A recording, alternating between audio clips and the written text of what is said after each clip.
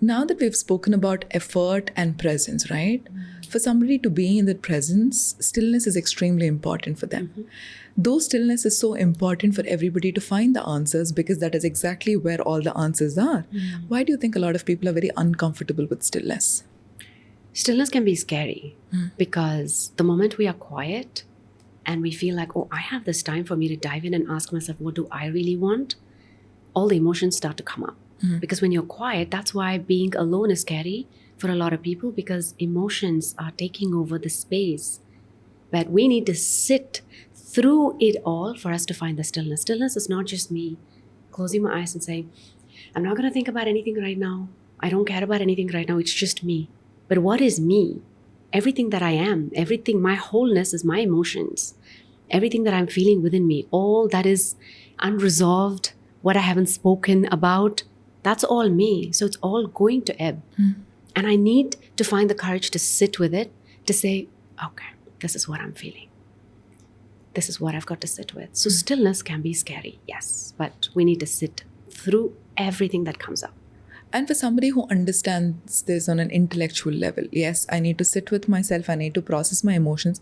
I'm asking you this question because when I meet a lot of people who are also my clients, the thing that they say is, Gayathri, I know what you're saying that we are supposed to be doing, but when I do it, there's a lot of resistance that comes up. So when the resistance comes up, what do you think is that one thing that they should be doing? Embrace the resistance. It's a part of you.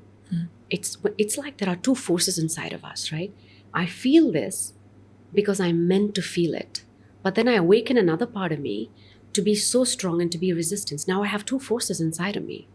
So if I could embrace the resistance in a way where I don't need to resist something, I need to allow myself to feel it. So I'm feeding into that courage in me. Gently, slowly say, okay, it's okay to feel this. And then I'm not trying to shut it away. With the resistance, what am I trying to do? I'm trying to hold the door shut when the emotions are trying to come in. But the only way I could find stillness is when I open the door, let the emotions take me over and find that courage to sit through it and watch them pass. So I've got to allow myself to be a witness in that situation instead of saying, shut the door, put the lock on it. But it's going to eventually break open at some point. It has to break open. Otherwise, we haven't really lived our life. Have we?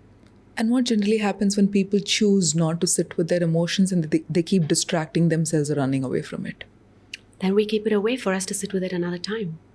There is no escaping. There is no escape. That concept is something that our mind makes us believe because the mind wants us to be safe.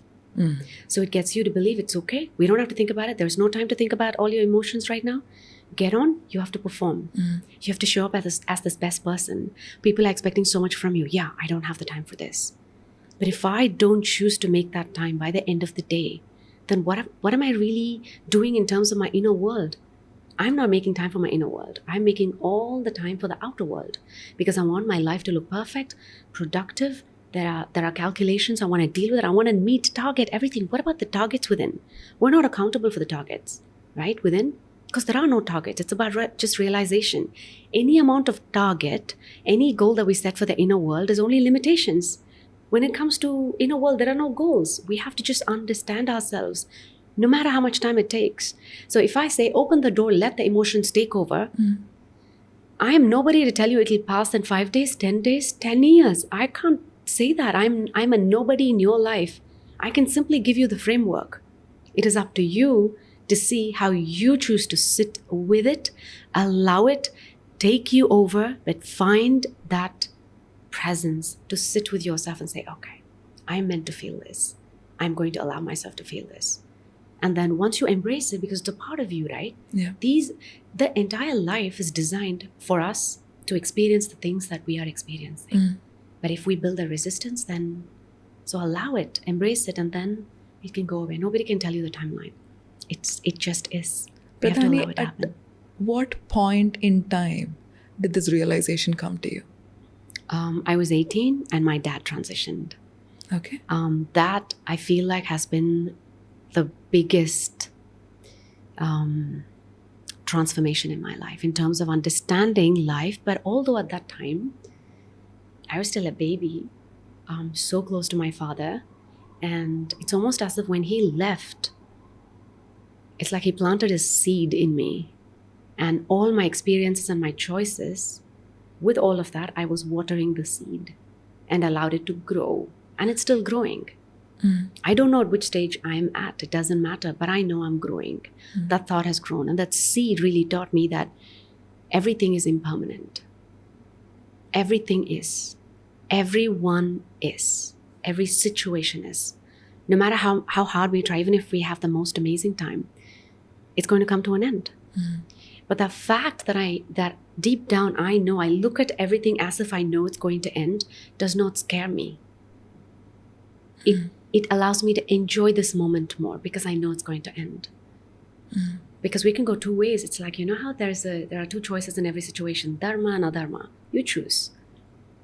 So there are perspectives in every situation. Talk to me about dharma and adharma.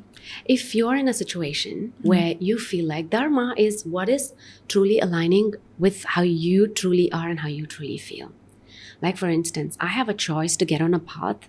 Let's say there is an opportunity that I have, and that is so close to how I feel. And then when I say adharma, it doesn't have to be negative. It simply is not in alignment with who I am, but it serves my purpose in the outer world. That way, let's say I take on a project which doesn't exactly align with me, and I would be honest, I've done that a few times. Okay.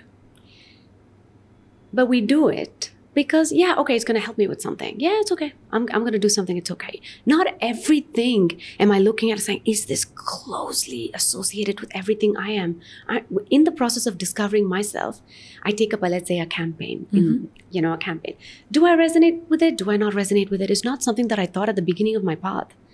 I do it because it's funding my dream. Okay, because I worked as a model. So it's easy for me to work as a model than think of, what should I really do here? That took me time to get to a point, and I'm still working on it to see which path must I really get on. And sometimes it is understanding this and that. What is it that really works for me? When I say adharma, it is not something that I'm going against or something that is wrong that I'm doing. It is just merely choosing something that isn't an entire alignment, but I feel like, I'm learning. I'm leaning towards it because I'm learning something from it. That's just how I look at it, not like something right or wrong.